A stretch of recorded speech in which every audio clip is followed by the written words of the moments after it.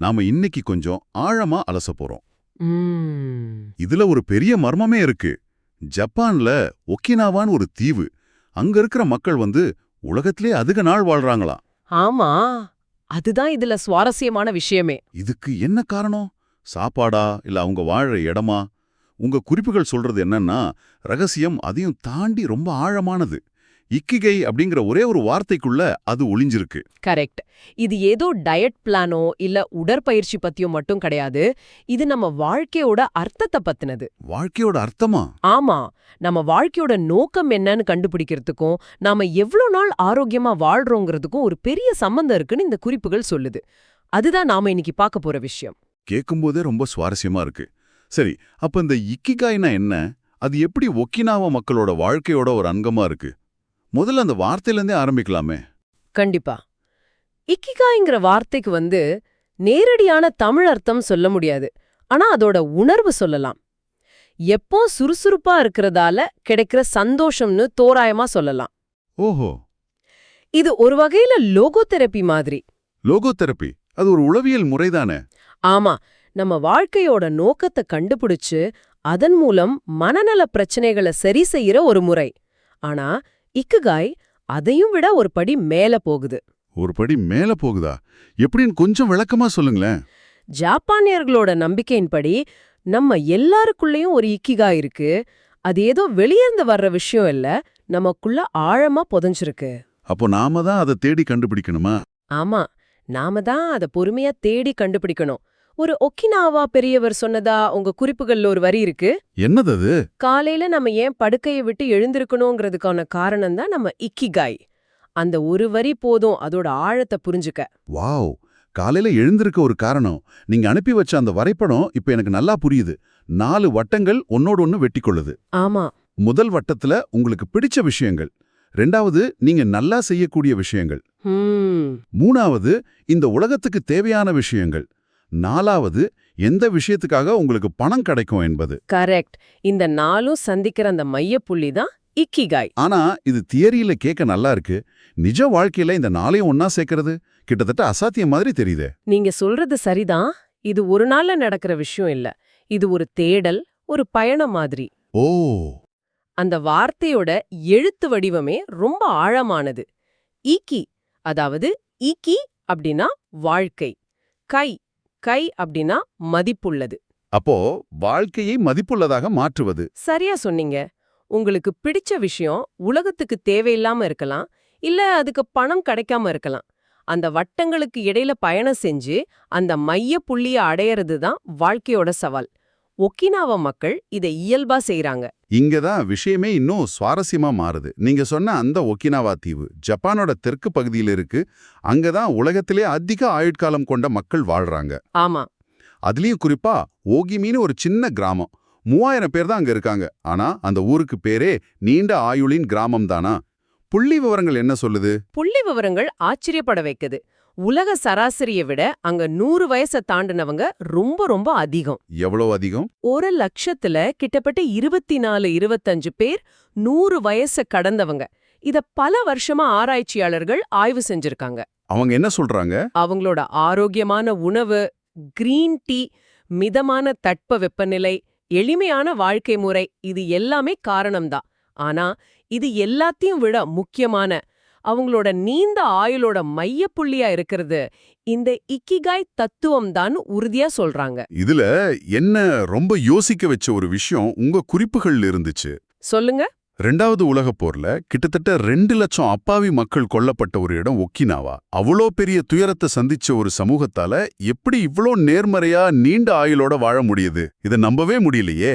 மிக முக்கியமான கேள்வி இது. அந்த போரோட வடு இன்னும் அங்க இருக்கு. ஆனா அவங்க அதுக்காக வெளிநாட்டினர் மேலயோ இல்ல யார் மேலயும் வெறுப்ப வளர்த்துக்கல.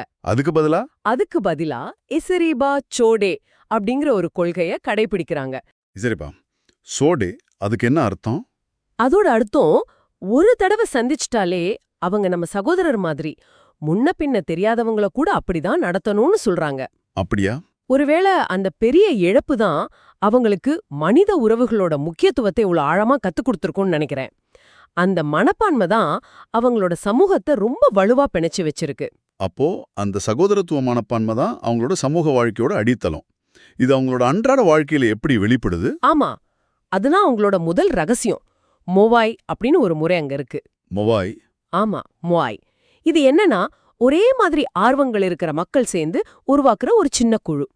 இது ஏதோ ஃபார்மலா இல்லாம ரொம்ப இயல்பாவே உருவாயிடும். ஓ, ஒரு நண்பர்கள் குழு மாதிரி. நண்பர்கள் குழுவை விட கொஞ்சம் அதிகம். இந்த மொவாய் குழுவினர் ஒருத்தருக்கு ஒருத்தர் ரொம்ப ஆதரவா இருப்பாங்க. ஆதரவுன்னா சும்மா பேசிட்டு போறது மட்டுமா, இல்ல அதுக்கும் மேலையா? அதுக்கும் மேல, இந்த மொபைல்ல இருக்கிற ஒவ்வொருத்தரும் மாசம் மாசம் ஒரு குறிப்பிட்ட தொகையை பொதுமான நிதிக்கு கொடுப்பாங்க. எதுக்கு அந்த பணம்? அந்த பணத்தை வச்சு அவங்க அடிக்கடி சந்திச்சு பேசுவாங்க, விருந்து கேளிக்கைன்னு சந்தோஷமா இருப்பாங்க. இது அவங்களுக்கு ஒரு உணர்வு ரீதியான பாதுகாப்பு கொடுக்குது. சரி. அது மட்டும் இல்ல, நிதி ரீதியாவும் இது ஒரு பெரிய பாதுகாப்பு வளையம். திடீர்னு ஒருத்தருக்கு பண கஷ்டம் வந்தா, இல்ல மருத்துவ செலவு வந்தா, அந்த மொபைல் நிதியிலிருந்து அவருக்கு உதவி கிடைக்கும். அடடே, இது ஒரு அருமையான முறை. இது நம்ம ஊர்ல இருந்து சீட்டு கட்டுற முறை மாதிரி இருக்கு. ஆனா இதோட நோக்கம் பணத்தை விட மனித உறவுகளுக்கு முக்கியத்துவம் கொடுக்குது. கரெக்ட். இது ஒரு சமூக பாதுகாப்பு திட்டம் மாதிரி. அரசாங்கத்தை நம்பி இல்லாம அவங்களுக்குள்ளேயே ஒருத்தருக்கு ஒருத்தர் ஆதரவா இருக்காங்க. பிரமாதம். சரி, இது முதல் ரகசியம். ரெண்டாவது ரகசியம் என்ன? ரெண்டாவது ரகசியம் அவங்களோட சாப்பாட்டு பழக்கம். அங்க ரொம்ப பிரபலமான ஒரு சொற்றொடர் இருக்கு, ஹரா ஹச்சி பூ. ஹரா ஹச்சி பூ.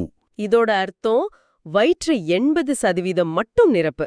ஓ, வயிறு முட்டை சாப்பிடவே கூடாது. லேசா பசி இருக்கும்போதே சாப்பிடுறத நிறுத்திடணும், அப்படிதானே? சரியா சொன்னீங்க. இதுதான் எனக்கு ரொம்ப சவாலான விஷயமா இருக்கும். கடைசி ஒரு வாய் சோறுல கிடைக்கிற திருப்தியே தனிதானே. 80% நிறுத்துறதுக்கு மனக்கட்டுப்பாடு வேணுமே. இதுக்கு பின்னாடி ஒரு அறிவியல் இருக்கு. அப்படியா? என்ன அது?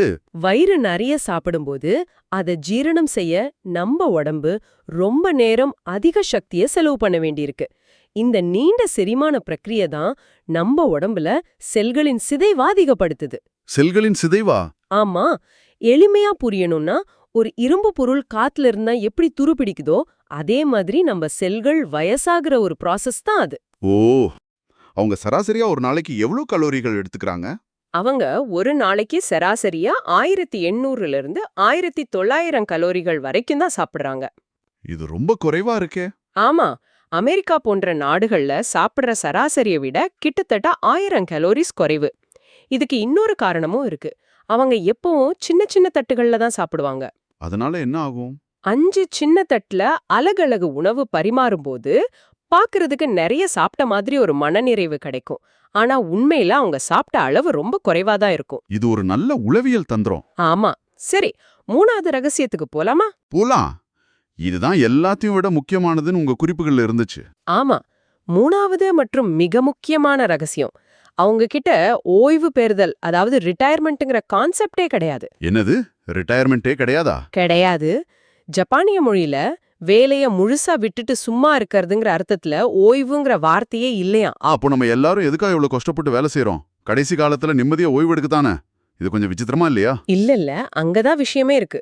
அது கட்டாயம் கிடையாது. அவங்க தங்களோட இக்கிகாய, அதாவது தங்களுக்கு பிடிச்ச வேலைய உடம்பு ஒத்துழைக்கிற வரைக்கும் செஞ்சுக்கிட்டே இருக்காங்க. பிடிச்ச வேலையா? ஆமா, அது தோட்ட வேலையா இருக்கலாம், கைவினை பொருள் செய்யறதா இருக்கலாம், இல்ல குழந்தைங்களுக்கு பாடம் சொல்றதா இருக்கலாம். வாழ்க்கையில ஒரு நோக்கம் இருக்கணுங்கிறது அவங்க கலாச்சாரத்துல ஆழமா ஊறிப்போன ஒரு விஷயம். இன்னைக்கு நான் இதை செய்யணும்னு ஒரு நோக்கம். ஆமா, அந்த நோக்கம் இருக்கும்போது அவங்க மனசும் உடம்பும் சுறுசுறுப்பா இருக்கு. சும்மா இருக்கிறது தான் அவங்கள பொறுத்த வரைக்கும் உடம்புக்கு கெடுதல். அப்போ தொடர்ந்து இயங்கிக்கிட்டே இருக்கிறது உடம்புக்கு மட்டும் இல்ல, மனசுக்கும் நல்லதுன்னு சொல்றீங்க. ஆரோக்கியமான உடல்ல தான் ஆரோக்கியமான மனம்னு சொல்ற மாதிரி. கரெக்ட். இது சம்பந்தமா இஸ்ரேலிய நரம்பியல் விஞ்ஞானி ஷ்லோமோ பிரெஸ்னிட்ஸ் சொல்ற ஒரு விஷயம் ரொம்ப முக்கியமானது. சொல்லுங்க. நம்ம மூளைக்கு தொடர்ந்து தூண்டுதல் தேவைப்பட்டுக்கிட்டே இருக்கும். நாம தினமும் ஒரே மாதிரி விஷயங்களை, ஒரே மாதிரி பழக்க வழக்கங்களை செஞ்சுக்கிட்டு இருந்தோம்னா நம்ம மூளை யோசிக்கிறதையே நிறுத்திடும். அது ஒரு ஆட்டோ பைலட் மோடுக்கு போயிடும். Auto pilot mode. கார் ஓட்டும்போது வேற எதையோ யோசிச்சுக்கிட்டே சரியா கியர் மாத்துற மாதிரி தானே? சரியா சொன்னீங்க. அத மாதிரிதான். இது மூளைக்கு நல்லது கிடையாது. அப்போ இந்த ஆட்டோ பைலட் மோட்ல இருந்து வெளியே வர்றதுக்கு என்ன வழி? இந்த பழக்கங்களை எப்படி உடைக்கிறது? ஒரே வழி, மூளைக்கு புதுசு புதுசா தகவல் கொடுத்து அதுக்கு ஒரு சவால் கொடுக்கறது தான். சவால் கொடுக்கறதா? ஆமா, நீங்க புதுசா ஒரு மொழிய கத்துக்க முயற்சி பண்ணும்போது, இல்ல ஒரு செஸ் விளையாடு கத்துக்கும்போது உங்க மூளை ரொம்ப தீவிரமா வேலை செய்யும். அது புதிய நரம்பு இணைப்புகளை உருவாக்கும். இப்படி மூளைக்கு சவால் கொடுக்கும்போது தான் அது புத்துணர்ச்சியோட இளமையா இருக்கும். இதுக்காக நாம பெரிய விஷயங்கள்லாம் செய்யணுமா? அவசியமே இல்ல. தினமும் ஒரே வழியில ஆபீஸ் போறதுக்கு பதிலா வேற வழியில போறது, வலது கையில பல் தேய்க்கிறவங்க இடது கையில தேய்க்கிறது மாதிரி சின்ன சின்ன மாற்றங்கள் கூட மூளைய தூண்டும். ஓ, இல்லனா மத்தவங்களோட நிறைய பேசுறது. உரையாடலுங்கிறது ஒரு கணிக்க முடியாத விஷயம். அடுத்தவங்க என்ன பதில் சொல்வாங்கன்னு தெரியாது. அதுக்கேற்ப நாம யோசிச்சு பேசணும். இதுவே மூளைக்கு ஒரு சிறந்த பயிற்சி தான். நம்ம வசதியான வட்டத்தை விட்டு வெளியே வர்றது. ஆமா, அது கஷ்டமா தான் இருக்கும். ஆனா மனச கூர்மையா வச்சுக்க இது ரொம்ப அவசியம். நீங்க சொல்றத பார்த்தா முளைக்கான பயிற்சிங்கிறது வயசான காலத்துல வர்ற மறதி நோயை தடுக்க மட்டும் இல்ல. நிச்சயமா இல்ல. ஒரு அதிர்ச்சியான உண்மை என்னன்னா, நம்மளோட நியூரான்கள் 20கள்லயே வயசாக ஆரம்பிச்சிடுது. அதனால மனசுக்கு பயிற்சி கொடுக்கறதுங்கிறது வாழ்நாள் முழுக்க நாம செய்ய வேண்டிய ஒரு கடமை. சரி, நாம இதுவரைக்கும் பேசின விஷயங்களை தொகுத்து பார்த்தா இந்த ஆழமான அலசல்ல இருந்து நீங்க எடுத்துக்க வேண்டிய முக்கியமான செய்திகள் என்ன? இக்கிகைங்கிறது உங்க வாழ்க்கையோட நோக்கத்தை கண்டுபிடிக்கிறது. ஆமா, அதுதான் காலையில உங்கள படுக்கையை விட்டு எழுப்பி விடுற சக்தி. நீண்ட ஆயுள்ங்கிறது வெறும் சாப்பாட்லயும் உடற்பயிற்சிகளும் மட்டும் இல்ல, அது ஒரு வலுவான சமூகம், சுறுசுறுப்பான மனம், அப்புறம் உங்களுக்கு பிடிச்ச விஷயத்துல இருந்து என்னைக்கும் ஓய்வு பெறாம இருக்கிறதுல இருக்கு. கரெக்ட். குறிப்பா அந்த 80% விதி, அது நீங்க நாளைக்கே உங்க வாழ்க்கையில முயற்சி செஞ்சு பார்க்கக்கூடிய ஒரு எளிமையான ஆனா ரொம்ப சக்தி வாய்ந்த ஒரு பழக்கம். ஆமா. கடைசியா உங்க குறிப்புகள்ல இருந்து ஒரு சுவாரஸ்யமான, கொஞ்சம் சிந்திக்க வைக்கிற விஷயத்தோட முடிக்கலாம்னு நினைக்கிறேன். சொல்லுங்க. அது வயதாவதன் தப்பித்தல் வேகம் அப்படிங்கிற ஒரு கருத்து. ஏஜிங்ஸ் எஸ்கேப் வெலாசிட்டி. அது என்னது? இது என்னன்னா, ஒவ்வொரு வருஷமும் அறிவியல் தொழில்நுட்பம் நம்மளோட ஆயுட்காலத்தை 1 வருஷம் அதிகரிக்க முடிஞ்சா, ஒரு கட்டத்துல நாம சாவியே ஜெயிச்சிடலாம் அப்படிங்கிற ஒரு கோட்பாடு. இது ஒரு பக்கம். ஆனா இன்னொரு பக்கம், உலகத்திலேயே அதிக நாள் வாழ்ற இந்த ஒகினாவா மக்கள் எதிர்கால தொழில்நுட்பத்தை நம்பி இல்ல. அவங்க பழங்கால ஞானத்தையும் சமூகத்தையும் வாழ்க்கையோட நோக்கத்தையும் நம்பி வாழ்றாங்க. இது ஒரு சுவாரஸ்யமான முரண்டா. ஆமா, இது உங்க முன்னாடி ஒரு முக்கியமான கேள்வியை வைக்குது. நீண்ட மகிழ்ச்சியான வாழ்க்கையை தேடுறவங்க பயணத்துல உங்க கவனம் தொழில்நுட்பத்தோட எதிர்காலத்தின் மேல இருக்கணுமா, இல்ல சமூகம் மற்றும் நோக்கத்தோட காலத்தால் அழியாத ஞானத்தின் மேல இருக்கணுமா? இதை சிந்திச்சு பாருங்க.